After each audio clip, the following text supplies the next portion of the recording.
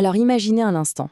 Et si une partie de l'électricité que l'on paie, eh bien, elle était gaspillée avant même d'avoir fait quoi que ce soit? C'est un peu fou, non? C'est pourtant le problème que résout ce qu'on appelle la correction du facteur de puissance. Bon, je sais, le terme a l'air un peu technique, mais vous allez voir, c'est super important pour l'efficacité de nos installations et pour notre portefeuille. Allez, on décortique ça ensemble. Oui, parce qu'une installation électrique, elle peut avoir l'air de tourner comme une horloge, et pourtant, nous coûter bien plus cher que ce qu'elle devrait. La raison? C'est simple, il y a une sorte de gaspillage d'énergie complètement invisible qui se cache dans les circuits. Et c'est justement ce coupable, ce fantôme dans la machine, que la correction du facteur de puissance va nous aider à démasquer.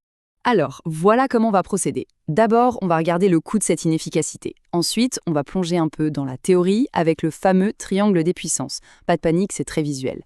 Après ça, on verra la solution avec les condensateurs et on terminera bien sûr par tous les avantages qu'on peut en tirer. C'est parti ? Allez, on attaque avec le vif du sujet, le coût de l'inefficacité. Concrètement, pourquoi est-ce qu'un, entre guillemets, mauvais facteur de puissance nous fait payer plus cher à la fin du mois? C'est vraiment la question à laquelle on va répondre.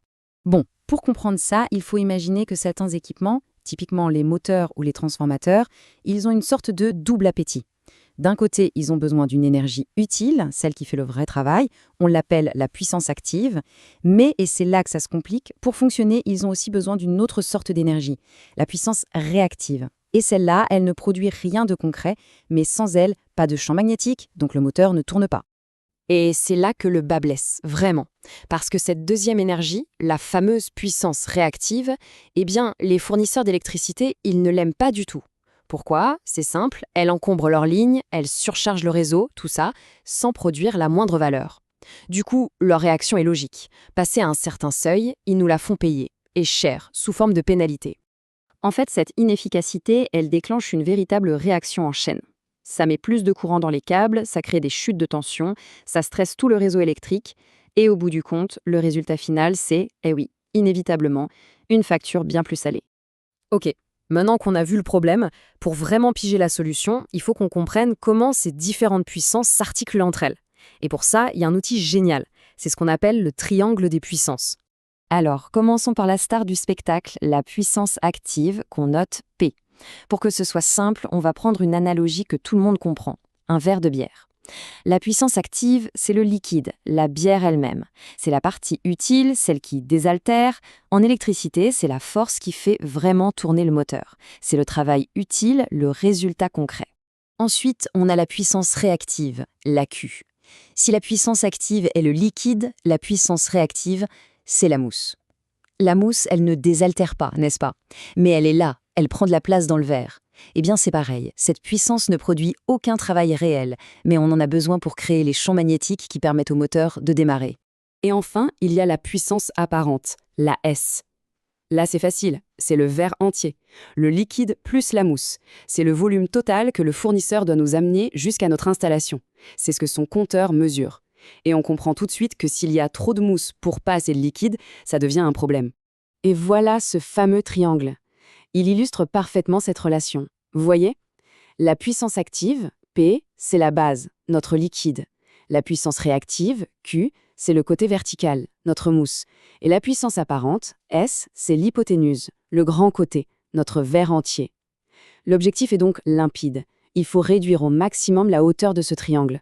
Le côté Q, la mousse. Mais d'où ça vient concrètement ce déphasage? Eh bien, cette image le montre très bien. Dans les équipements comme les moteurs, le courant, la courbe en bleu, se retrouve en retard par rapport à la tension, la courbe en rouge. Elles ne sont plus synchronisées. Et ce décalage, ce petit angle qu'on appelle phi, c'est lui la cause directe de la puissance réactive. En gros, plus l'angle phi est grand, plus on a de mousse dans notre verre. Et ça nous amène à notre indicateur clé, notre note d'efficacité en quelque sorte, le facteur de puissance. On l'appelle aussi le cosinus phi parce qu'il est directement calculé à partir de cet angle phi. Pour faire simple, c'est un score, une note sur 1. Un score de 1, c'est la perfection, c'est un verre rempli de bière sans aucune mousse. Plus on se rapproche de 0, plus ça veut dire qu'on paye pour de la mousse. Bon, on a bien compris le problème. Maintenant, la question c'est, comment on fait pour corriger ça? Comment on réduit cette fameuse mousse et on améliore notre efficacité? Alors là, c'est presque un film de super-héros. D'un côté, on a les méchants, les coupables, ce sont les moteurs, les transformateurs, toutes ces charges inductives qui consomment de la puissance réactive. Et de l'autre, on a nos héros, les condensateurs. Eux, ils font exactement l'inverse. Ils fournissent de la puissance réactive. La stratégie est donc super simple et même assez élégante. On va installer nos héros, les condensateurs, juste à côté des coupables, les moteurs. C'est comme installer une petite réserve de mousse locale. Comme ça, le moteur, au lieu d'aller chercher cette énergie réactive très loin sur le réseau, il se sert directement sur place. Le résultat, on ne tire quasiment plus de puissance réactive du réseau, notre puissance apparente diminue, et notre facteur de puissance, lui, remonte en flash vers le score parfait de 1. Voilà pour la solution. Terminons maintenant en regardant tous les avantages concrets de cette compensation, parce que vous allez voir, ils sont vraiment nombreux et importants. Alors, les bénéfices, il y en a plein. Le premier, le plus évident, c'est l'économie. Fini les pénalités, la facture d'électricité baisse. Mais attention, ce n'est pas tout. Comme le courant total qui circule est plus faible, les câbles chauffent moins, on a moins de pertes d'énergie, le réseau est plus stable. Et, cerise sur le gâteau, on libère de la puissance sur notre installation. On peut donc brancher de nouveaux équipements sans avoir à tout redimensionner. Bref, c'est un gain sur absolument toute la ligne. Finalement, ça nous amène à une réflexion un peu plus large.